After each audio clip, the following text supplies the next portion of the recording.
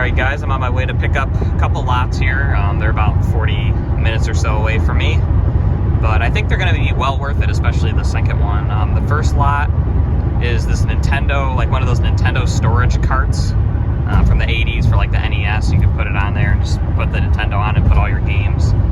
So I'm paying $275 for that, and that was on Marketplace. And I feel that's a pretty good price. They normally sell for around $400 or so on eBay, but yeah, that's a fair price. I've been looking for one, and this is the smaller one that just has just holds basically the Nintendo in the games.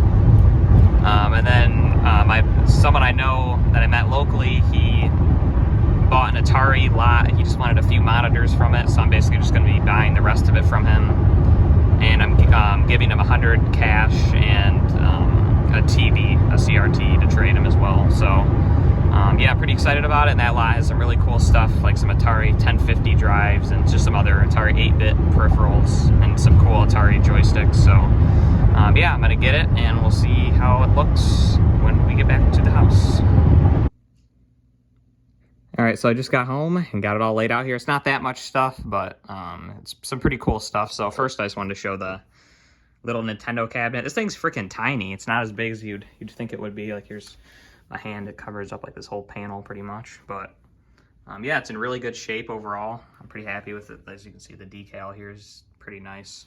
And there's decals in here as well that are also pretty nice. So you would just put your Nintendo, like I got an NES here, just to kind of, I guess that's a better scale of the size. But you just set it on top and then have your games and stuff underneath. It's pretty cool. I've been looking for one for a while.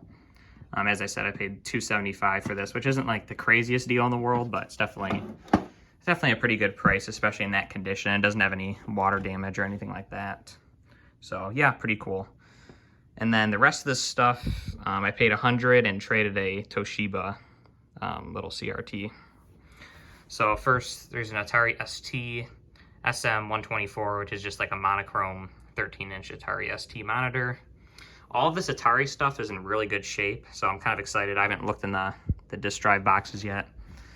And speaking of those, there's two 1050s, both different box types, and a little bit of writing right here. But other than that, they're really nice. They have some minor rips, but this is just so thin that they're all, like, these are the nicest ones by far that I've ever come across. So I'm definitely excited to take a look in those.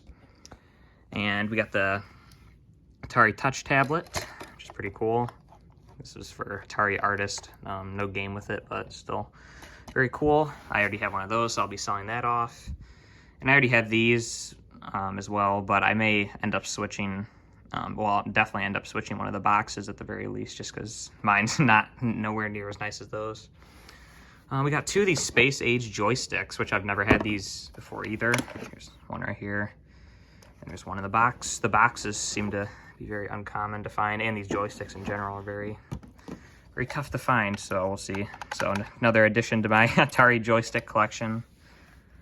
Here's a 7800 controller, which is extremely clean. And if you guys know anything about the Atari 7800, you'll know this plastic little piece down there where the joystick is gets completely torn up. And this one's like really nice. I don't think this was used much at all. Well, I know it wasn't used much at all because that would be destroyed if it was. Some paddle controllers.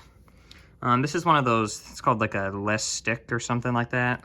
It's by Datasoft. And these had mercury inside the joystick, so they were recalled. So it's kind of like a motion-controlled joysticks. That's another thing I'll be holding on to. I've never had one of these.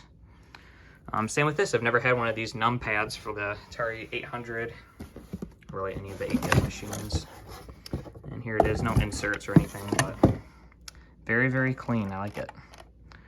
I wouldn't really have to clean this stuff much, which definitely helps out. So yeah, that's basically the lot. I'm gonna open up these 1050 drives and show what inside of them looks like. All right, just got both the drives open. Yeah, they do look very good. They've definitely been used before, but as you can see, they have the plastic bags. They both have the SIO cable and the boxes for the power supply, so that's awesome. This one even has this little serial number sticker, which normally is like, yeah, it even is on this one, like on the side of the foam here. So I don't know what that's about. So that's kind of a little interesting. And I also noticed whoever used these before, they label the drives 1 and 2 with these little stickers in the front, so that's kind of interesting. So they either, I'm assuming that they either had 2 separate machines next to each other, or they just used 2 drives and just labeled them 1 and 2. And there's the original silica gel in there as well.